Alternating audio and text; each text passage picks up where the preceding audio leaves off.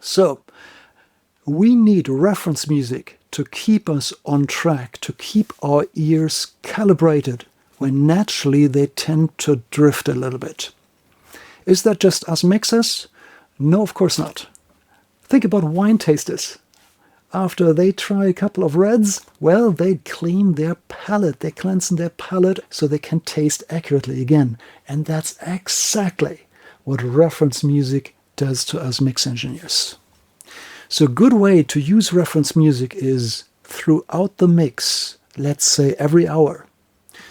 You want to have a little burst of reference music, not for a very long time.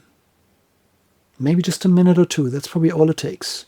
And I never listen to an entire song, ever, in reference music. Instead, I jump in the middle, usually the busy parts, and listen to 10 seconds of this song. And then I jump to the next one and listen to 10 seconds of that song.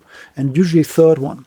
And maybe after 3 or 4 quick little tasters, I jump through it, I get different impressions of what professional sound is like. And now I turn back and listen to my mix, and suddenly I hear my mix in contrast after having flushed out my ears with reference music. And that keeps me on track.